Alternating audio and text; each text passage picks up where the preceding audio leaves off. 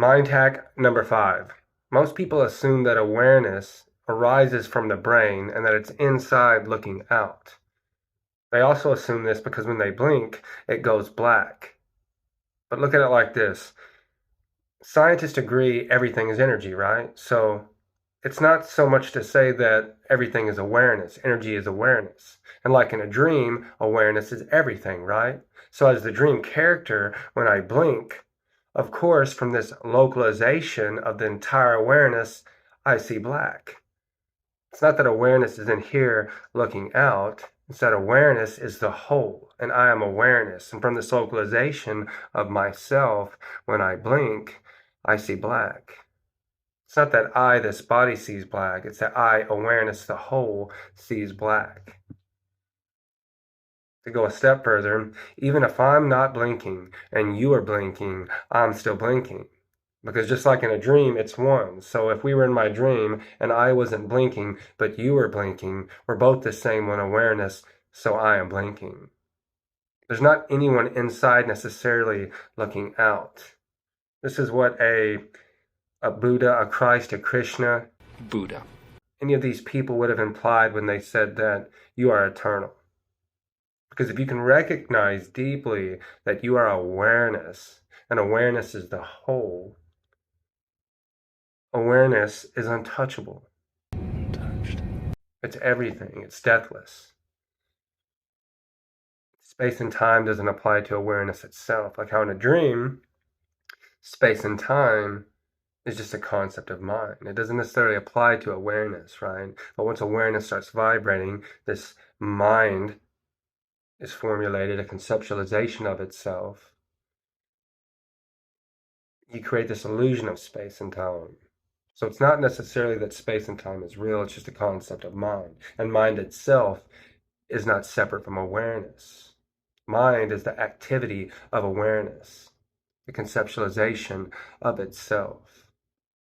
And of course, anytime you are the whole, and it's one thing, if you become an activity that can conceptualize yourself, you can think everything is 2 or 3 or 4 or more. But within the whole, as awareness, there is no spoon. There is no spoon? Because it's all equally awareness.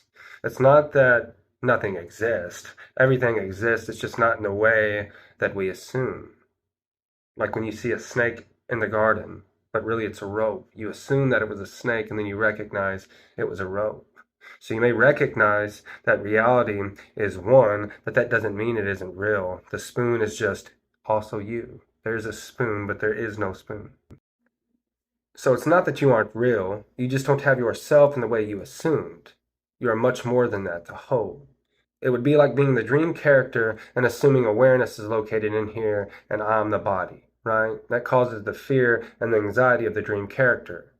And then if you recognize, I'm dreaming, what happens? Fear drops, right? Because you recognize, I'm not the dream character, I'm the whole. Some people may have a fear of facing this in a meditation, which that's the significance of meditation or being present, to have this recognition, I am awareness, and that is the whole, because then that fear drops, right, of death. I'm not just the body, I'm the whole.